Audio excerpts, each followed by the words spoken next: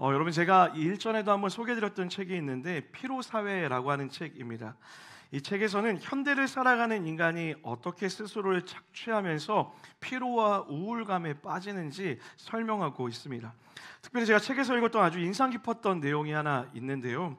과거 우리가 살았던 사회는 규율이 중심되어지는 규율 중심의 사회였다라고 이야기해요. 그래서 그때 지배적인 명령이 하나 있었는데 해서는 안 된다, 하지 말아라 라고 하는 명령이었다고 합니다. 그런데 반대로 오늘날 현대 사회는 성과 중심의 사회이다 보니 할 수 있다, 해야 된다라고 하는 긍정의 메시지가, 긍정의 명령이 더욱더 강조되고 있다라는 거죠. 그런데 놀랍게도 이런 긍정의 명령이 오히려 긍정성의 과잉을 불러일으켜서 개인에게 끊임없는 자기 개발과 성과 달성을 요구하게 되고, 그것이 오히려 우리를 피로감으로 힘들게 만든다라고 이야기했습니다.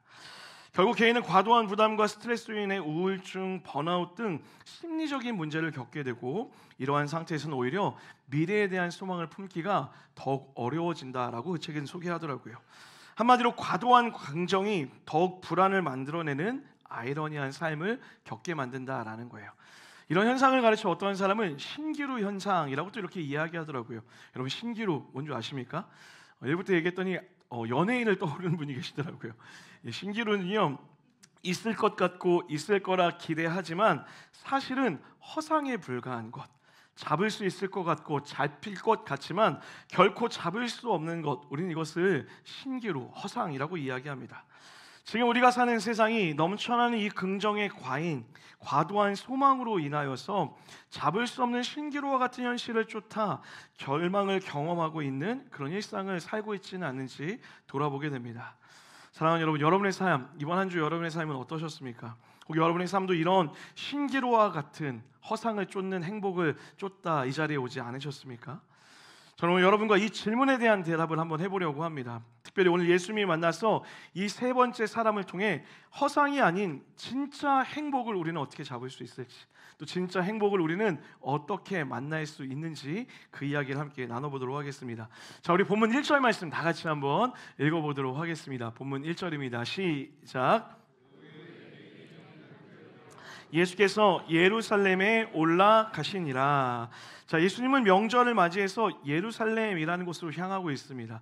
오늘날 우리도 추석이나 설과 때가 되면은 사람들이 모여 즐거운 시간을 보내던 것처럼 당시에도 명절, 특별히 유월절, 오순절과 같은 큰 절기를 지킬 때면 예루살렘 성전에 모여 모든 사람들이 축제와 같은 시간을 보냈습니다.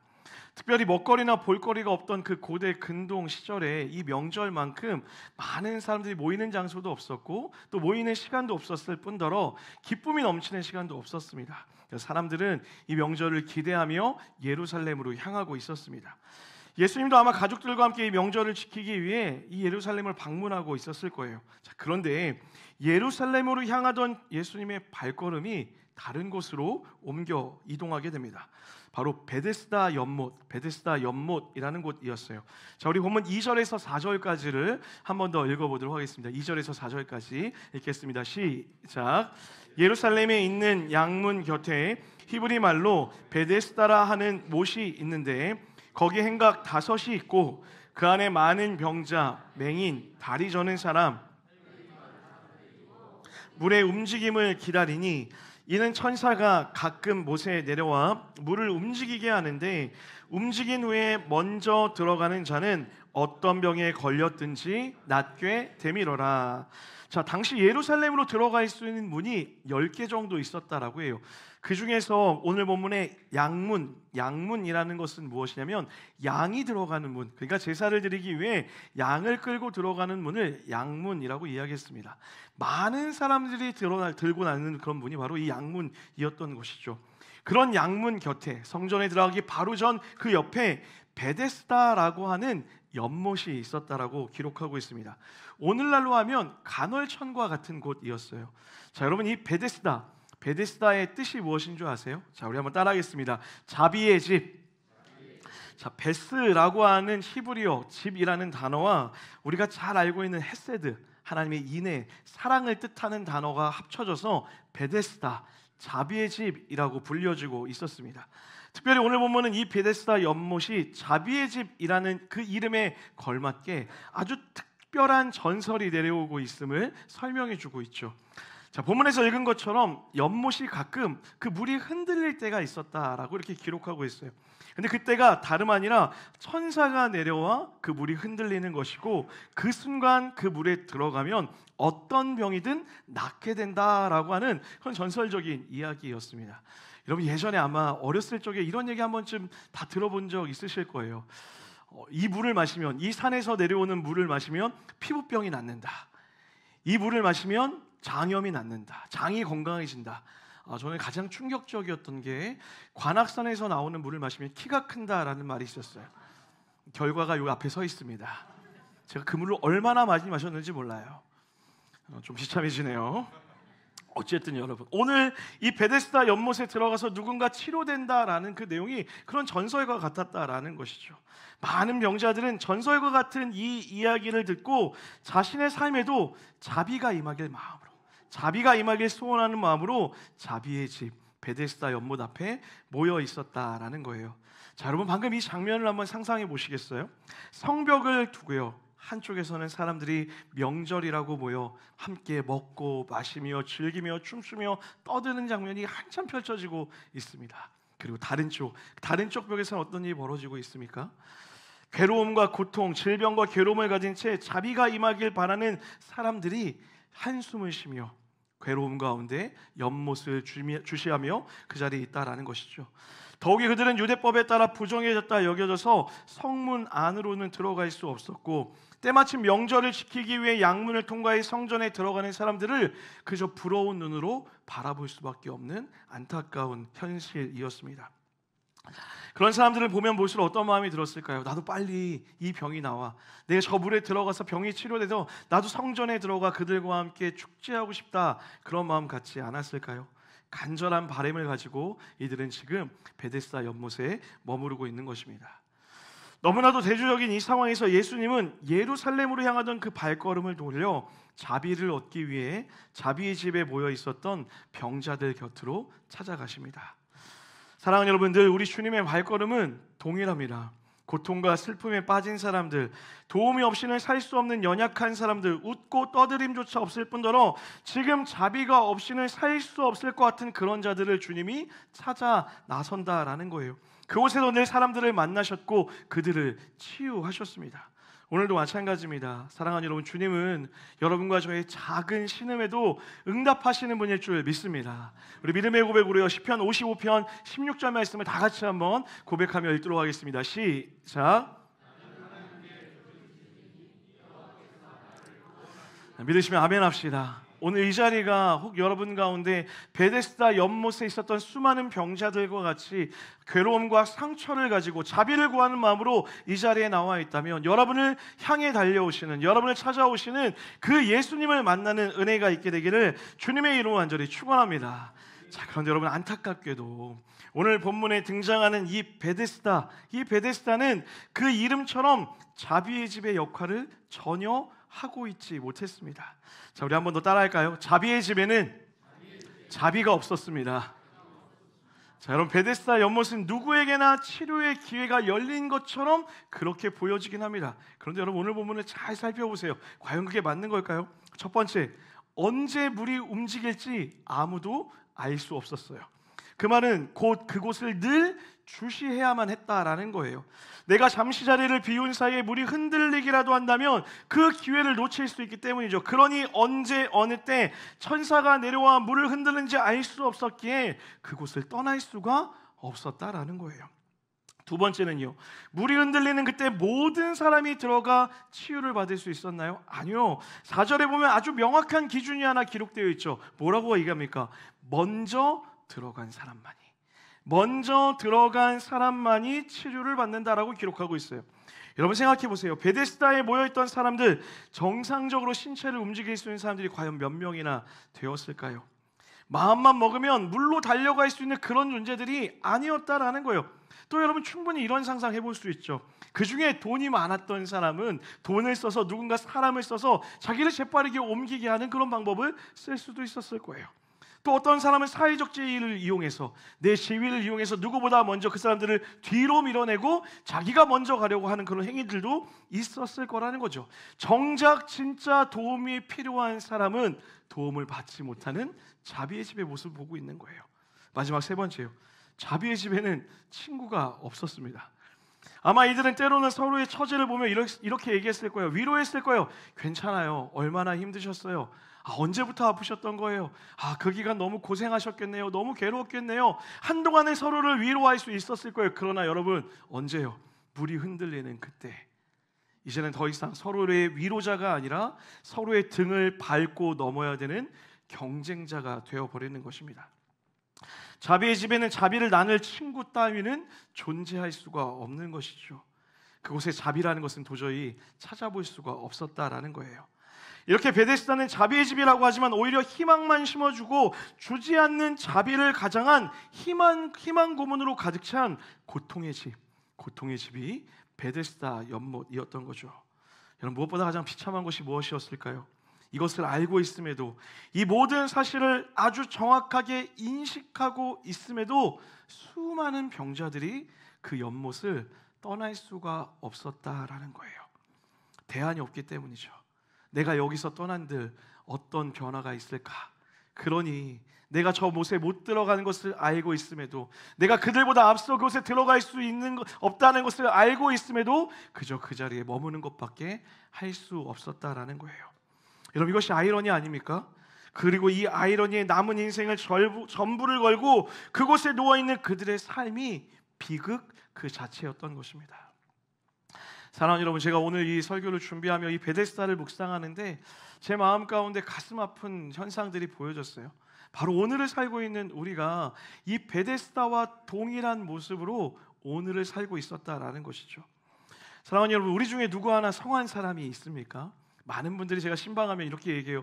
목사님, 교회 오면 성도님들이 다 웃고 계세요. 특별히 이음동산교회 좀 이상해요. 왜 이렇게 다들 행복해 보이고 왜들 다 이렇게 웃고 있는지 모르겠어요 라고 이야기해요. 근데 여러분, 저는 잘 알고 있죠. 한 사람 한 사람 만나보면 각자가 가지고 있는 그 고통의 깊이와 괴로움의 시간들, 오래도록 기도하지만 오래도록 머물고 있지만 풀리지 않고 있는 그 어려움들이 있다는 사실을 너무나 잘 알고 있어요. 누구 하나 괜찮다라고 말할 수 없을 정도로 힘든 상황과 어려운 상황 가운데 예배하러 나오고 있다는 것을 너무나 잘 알고 있다는 거예요. 모두가 그렇게 살아가고 있습니다. 심지어 여러분, 저 또한 마찬가지예요. 괜찮아 보이세요? 괜찮아 보이셔야 되는데 많이 좋아졌어요. 저 또한 그런 어려움들이 제 삶 가운데 반복적으로 일어나고 있다는 거예요. 정작 그 문제는 무엇입니까? 문제가 없는 것이 아니라 그 문제를 어디에 희망을 두고 우리가 풀어가고 있냐라는 거예요.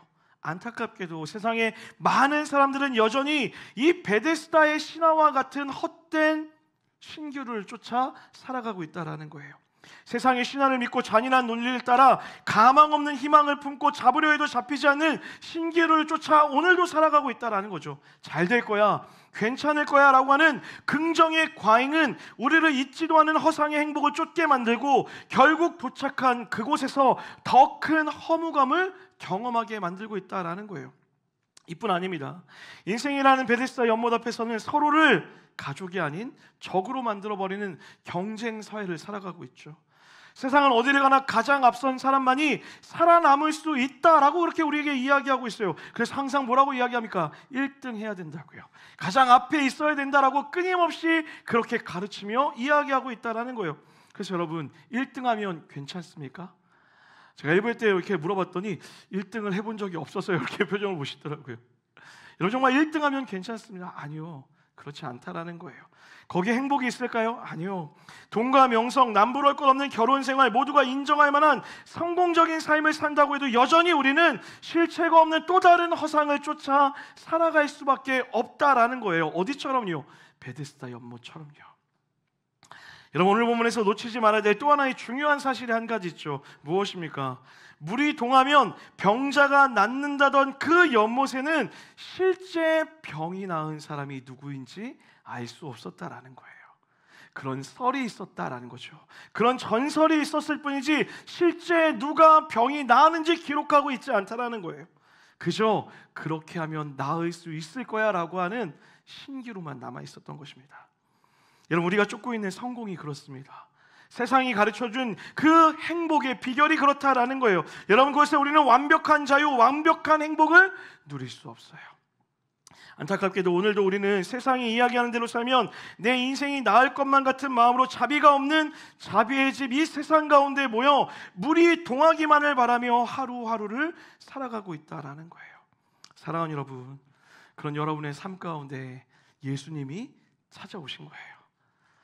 아무것도 우리의 힘으로 얻을 수 없는 그 공허와 우리의 노력과 우리의 수고와 애씀으로 찾을 수 없는 그 행복의 현실 가운데로 예수님이 그 두려움을 뚫고, 그 가짜 자비를 뚫고 진짜 자비 되신 예수님이 뚜벅뚜벅 우리의 삶으로 들어오셨다라는 거예요.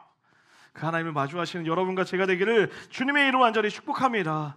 여러분, 너무나 안타까운 사실이죠. 무엇입니까? 오늘 본문을 보세요. 그 진짜 자비가 되어주시는 예수님이 그들의 삶 곁으로 걸어 들어오고 있는데 여전히 사람들의 시선이 어디에 있는 거예요? 그 베데스다 연못에 고정되어 있는 거예요. 사람들이 병자를 지나가고 있음에도, 그 땅을 밟고 오고 있음에도, 진짜 자비 되신 예수님이 걸어오고 있음에도 여전히 그 사람들은 그 시선을 베데스다 연못에 고정하고 주님을 바라보고 있지 못하다라는 것이죠. 사랑하는 여러분, 저는 우리 이음동산의 성도들이 그 베데스다 연못, 우리의 현실, 우리의 상황, 우리의 사회, 우리의 모든 가짜 신기루 같은 것에 우리의 시선을 고정하는 것이 아니라 지금 여러분을 향해 걸어오고 계신 진짜 진리 되시며 진짜 자비 되신 예수님을 향하여 시선을 고정할 수 있는 여러분과 제가 되기를 주님의 이름으로 간절히 축복합니다. 여러분, 그곳에서 주님이 우리를 만나주시는 거예요. 오늘 보세요, 5절입니다. 주님이 어떤 분을 만납니까? 5절 말씀 다 같이 한번 읽어보도록 하겠습니다. 시작. 거기 38해 된 병자가, 예수님은 베데스다 연못에 있던 수많은 병자 중에서도 가장 가련한 한 사람을 찾아 나셨던 것입니다. 지난 사마리아 여인처럼 오늘 이 병자도 이름조차 기록되어 있지 않습니다. 오히려 이름보다 그 사람을 설명할 수 있는 압도적인 단어가 하나 기록되어 있죠. 무엇이에요? 38년이라고 하는 숫자였습니다. 여러분, 제가 이 본문을 묵상하고 연구하다가 이 38년이라는 무게가 얼마나 큰 것인지 다시 한번 느끼게 됐어요. 여러분, 예수님 당시에 평균 수명이 몇 세였는지 아십니까? 40세였다라고 기록하고 있어요. 물론 영유아 사망률이 높은 탓도 있었지만 평균적으로 잘 살면 50세를 사는 거예요. 그리고 거기서 정말 더 잘 살면 60세 정도까지 살 수 있었다라고 이야기해요. 그런데 지금 이 사람이 무려 38년이라는 시간 동안 병을 가지고 있었다라고 기록하고 있어요. 여러분, 평생을 그 병을 짊어지고 살았다라고 말해도 과언이 아닐 거예요. 여러분, 질문 드려볼게요. 그런 삶을 산다면 그 사람의 마음에 소망이라는 것이 존재했을까요? 아니요, 오히려 체념만 가득했을 것 같습니다. 오히려 그 인생의 삶 가운데 소망하는 것조차 사치인 것처럼 느껴졌을 거예요. 여러분, 우리도 그러지 않아요? 오래도록 기도하는 제목들 있잖아요. 그 오래도록 기도하는 제목들을 다시 기도할 때 여러분, 진짜 그 기도가 이루어질 것이란 마음으로 기도하나요? 아니요. 대부분 많은 사람들이 그래요. 안 될 걸 알면서도 기도한대요. 그게 무슨 기도예요? 희한하지 않아요? 그렇게 오늘 이 병자도 그런 마음으로 이 자리에 앉아있을 거라는 거예요. 그런 병자 앞에 예수님이 나타나서 이렇게 말씀하세요. 6절이에요. 다 같이 한번 읽어볼게요. 6절입니다. 시작.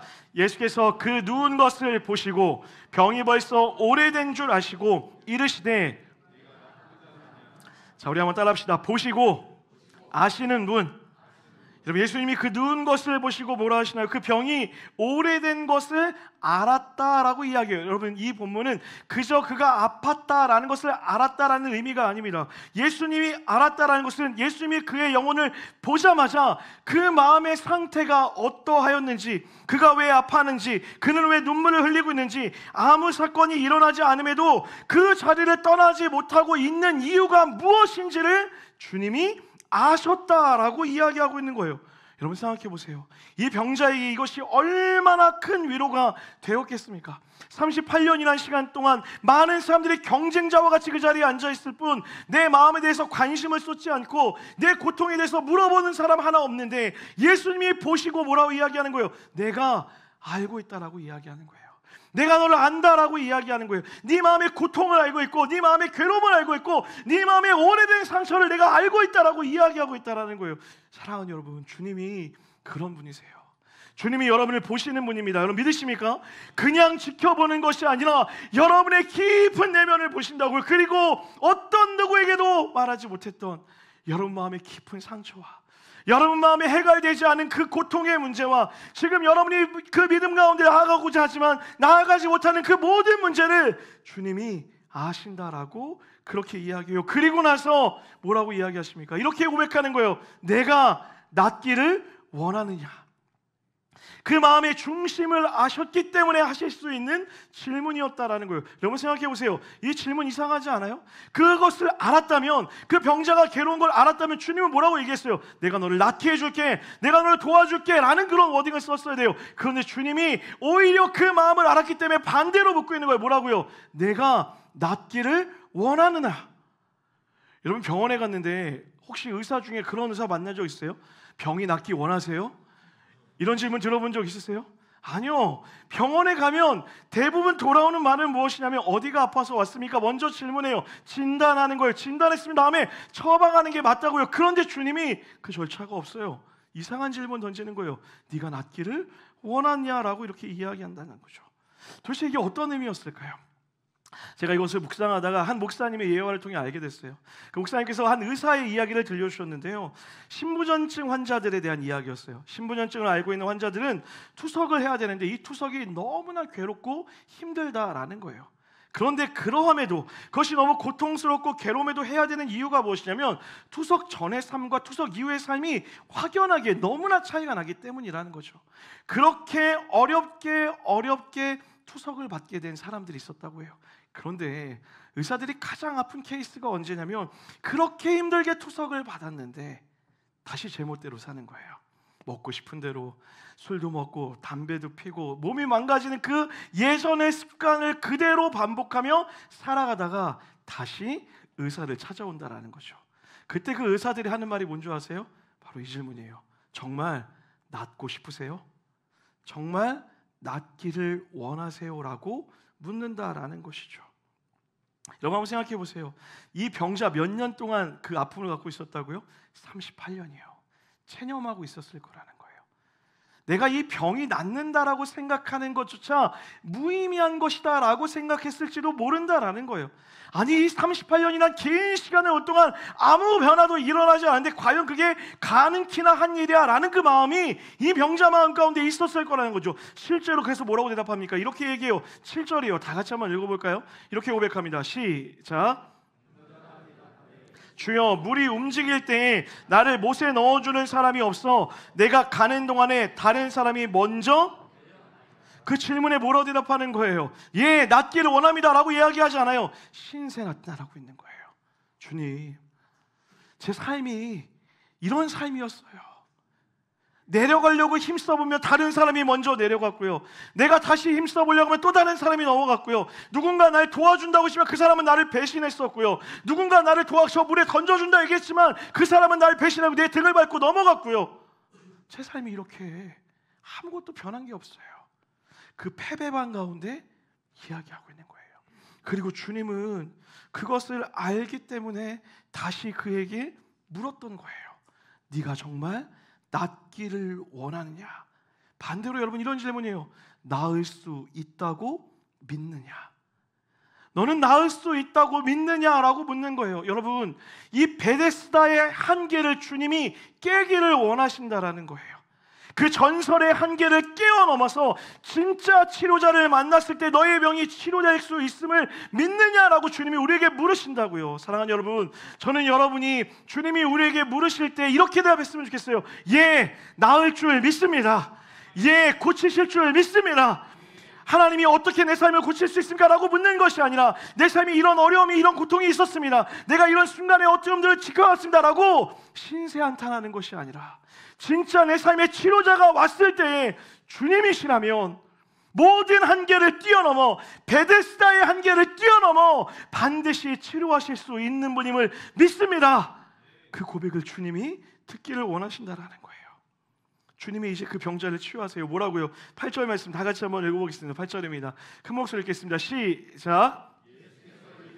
일어나 내 자리를 들고 걸어가라 하시니, 여러분 아주 강력한 세 단어, 세 동사를 통하여서 주님이 회복을 명하세요. 첫 번째 일어나, 두 번째 내 자리를 들어라, 그리고 마지막 뭐라고요? 걸어가라라고 이야기하는 거예요. 사랑하는 여러분, 일어나라라고 이야기해요.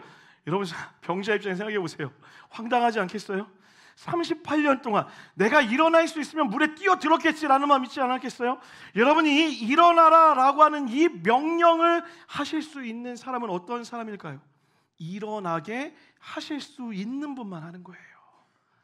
오늘 단지 너의 감정의 상태를 일으켜 세워라라고 주님이 말씀하시는 것이 아니라, 모든 것을 시작하셨고 모든 것을 만드셨기에 모든 것을 다시 창조하실 수 있는 그런 창조주가 그 영혼에 선포하는 거예요. 뭐라고요? 일어나게 될 줄 믿는다고요. 일어나게 될 것이다 라고 선포하고 있는 거예요. 여러분, 이것은 단순한 의지와 결정을 향한 명령이 아니라는 거예요. 38년간이나 누워 있었지만 다시 새로운 몸으로 창조하실 수 있는 하나님만이 주실 수 있는 명령이라는 거예요. 여러분에게 일어나라고 하시는 그 명령은요, 여러분의 의지를 가지고 일어나는 게 아니에요. 주님이 일으켜 세우시겠다는 주님의 의지일 줄 믿습니다. 나의 노력과 수고와 애씀이 먼저가 아니라 주님이 일어나라라고 말씀하셨으면 우리는 일어날 수 있게 된다라는 거예요. 그러니 그때 우리의 결단도 따라 나오는 거예요. 무엇입니까? 내 연민에서, 신세한탄에서, 절망의 자리로부터 일어나서 언젠간 물이 움직이면, 언젠간 내 인생에 기회가 오면 라고 생각하는 것이 아니라 바로 지금이 은혜 받을 때라는 것을 기억하며 그 예수님께 아멘으로 대답하며 걸어나가는 것, 주님이 오늘 우리에게 그 회복을 명하고 있다는 거예요. 그 주님의 음성을 들으시고 일어나 걸으시는 여러분과 제가 되기를 주님의 이름으로 완전히 축복합니다. 두 번째 명령이 뭐예요? 자리를 들고 일어나라고 이렇게 이야기하고 있어요. 여러분, 그냥 일어나라는 것이 아닙니다. 다른 번역을 보면 깔개를 들고 일어나라라고 이렇게 기록되어 있어요. 자, 이 38년 병자가 자기 자리에 깔개를 깔아놨던 거예요. 이유가 있겠죠. 굴러가 보니, 걸어가 보니, 기어가 보니 다시 안 돼요. 그러면 어디로 돌아와야 돼요? 내 자리로 돌아오는 거예요. 그걸 얼마나 반복한 겁니까? 38년이라는 시간 동안 그 자리에서 반복한 거예요. 들어가려다 실패해서 다시 제자리로, 들어가려다 실패해서 다시 또 제자리로, 들어가려다 다시 또 실패해서 제자리로 돌아왔다고요. 근데 주님이 뭐라고요? 그 깔개를 들라는 거예요. 다시 그 자리로 돌아가지 않겠다라는 거예요. 여러분, 인간이 가지고 있는 가장 큰 연약함이 뭔지 아세요? 끊임없이 과거로 돌아가려고 해요. 끊임없이 예전으로 돌아가려고 해요. 돌아가도 답이 없는 그 예전을 돌아보면서 상처로 돌아가려고 한다고요. 이미 하나님이 괜찮다라고 얘기했는데 다시 예전의 상처를 끄집어내려고 한다고요. 이제 하나님이 다 나았다라고 했는데 다시 그곳으로 돌아가려고 하는 인간의 연약한 죄성이 있다라는 거예요. 그런데 주님이 오늘 뭐라고 이야기하는 거예요? 이제 회복됐으니 네가 있었던 그 자리로 다시 돌아갈 필요 없어. 그 자리에 돌아가서는 안 돼. 이제 새로운 삶으로 걸어가야 돼. 세 번째 명령을 하는 거예요. 걸어가라라고 주님이 말씀하신다고요. 여러분, 이 걸어가다라는 것은 헬라어로 테이파테오라는 단어를 쓰고 있어요. 돌아다녀라, 계속 keep going, 계속해서 앞으로 나아가라, 그런 의미를 담고 있다라는 거예요. 여러분, 질문 드려볼게요. 터널을 지나는 방법, 터널을 지나는 방법이 뭔지 아세요? 뭔지 아세요, 여러분? 빛이 보일 때까지 그냥 가는 거예요. 이게 무슨 답인가 싶은 표정으로 여러분 저를 쳐다보고 계신데, 터널을 지나는 방법은 그저 빛이 보일 때까지 뚜벅뚜벅 걸어가는 거예요. 왜요, 여러분? 기억하세요. 터널은 반드시 끝이 나게 되어 있습니다. 터널은 반드시 끝이 있다라는 거예요. 1km든 2km든 3km든 그 길이의 차이는 있을지언정 언젠간 그 터널은 끝이 있다라는 거예요. 주님이 뭐라 말씀하시는 거예요? 이제 그 자리에서 들고 일어나 너의 새로운 삶을 살아가야 돼. 그러나 또 다른 터널을 만날 수 있어. 그러나 걱정하지 마. 그저 걸어가기만 하면 돼. 그럼 넌 또다시 새로운 빛을 발견하게 될 거야 라고 주님이 말씀하시는 거예요. 우리에게도 동일해요, 사랑하는 여러분. 주님이 우리를 회복하셨습니다. 믿으십니까? 그 회복된 우리의 삶을 끌고 과거로 돌아가지 마세요. 예전으로 돌아가지 말라고요. 그리고 오늘을 살아가는 거예요. 헛된 희망을 쫓아 살아가는 것이 아니라 주님이라고 하는 완벽한 빛 대신 하나님, 완벽한 자비 대신 하나님의 손을 붙잡고 그 터널이 끝나기까지 주님과 동행하며 함께 살아가도록 주님이 명하시는 거예요. 여러분, 그렇게 오늘 38년 된 병자가 회복되었습니다. 할렐루야. 그것을 어떻게 알 수 있을까요? 이 본문 뒤에 가면 이 병자가 많은 사람들 앞에서 예수가 나를 치료했다라고 자랑하기 시작했거든요. 모든 것을 다 변화시킨 그 하나님을 증거하기 시작했다라는 거예요. 사랑하는 여러분, 전 여러분이 베데스다와 같은 이 현실 가운데서 헛된 신규를 쫓아 살아가는 것이 아니라 진짜 진리가 되시고 진짜 자비가 되어주시는 그 예수님을 만나 온전한 기쁨을 누리시는 여러분과 저의 삶이 되기를 주님의 이름으로 간절히 축복합니다. 말씀을 마무리하려고 합니다. 여러분 알고 계십니까? 우리 삶에 진짜 베데스다가 이미 주어졌습니다. 베데스다의 두 번째 의미가 뭐라고 했죠? 헤세드, 하나님의 인애와 사랑이라고 얘기했죠. 그 인애와 사랑이 무엇을 통해 이루어졌습니까? 예수 그리스도의 십자가의 사랑을 통해 이미 우리 가운데 주어진 거예요. 우리는 이제 헛된 세상이라는 베데스다를 누릴 필요가 없어요. 우리에게 이미 찾아오시고 이미 달려오신 예수님으로 인한 자비를 누리며 살면 되는 거예요. 여전히 우리는 세상 가운데 발을 디디며 살고 있죠. 그런데 여러분, 그 헛된 세상 가운데 연못을 향하여 눈을 고정하고 있을 때 주님이 우리를 찾아오셔서 우리의 시선을 빼앗아 가세요. 세상 보지 마, 그 신기를 쫓지 마. 내가 너의 삶에 진짜 만족이 될 거야. 내가 너의 삶에 진짜 기쁨이 되어줄 거야. 너를 채워줄 것 같았던 그 관계, 너를 채워줄 것 같았던 그 명예와 돈, 그 모든 것 아니야. 그것을 줄 수 있지. 그러나 그것으로 널 채워지지 않아. 그러니 나를 봐. 내가 너와 함께 할 거야. 그리고 내가 너에게 영원한 기쁨을 선물할 거야. 2주 뒤면 여러분, 우리는 고난주간을 보내게 됩니다. 그리고 부활주를 맞이하게 되겠죠. 이 고난주간이 어떤 의미일까요? 그냥 예수님이 아프셨겠구나, 예수님이 또 고난당하셨구나, 그냥 1년에 한 번 기념하는 그런 날일까요? 아니요, 바로 오늘 이 의미를 기억하는 거예요. 인생의 베데스다를 뚫고 진짜 자비가 되신 하나님이 여러분의 삶에 찾아오셔서 죽을 수밖에 없고 눈물 지을 수밖에 없고 길을 잃어버려 헤매는 우리에게 길이 되어주시고 우리를 건져내어 주시며 영원한 기쁨으로 초대해 주시는 그 하나님이 우리의 삶에 찾아오셨습니다. 할렐루야. 그 하나님을 누리시는 우리 모두가 되기를, 또 이 한 주가 되기를 주님의 이름 간절히 축복합니다.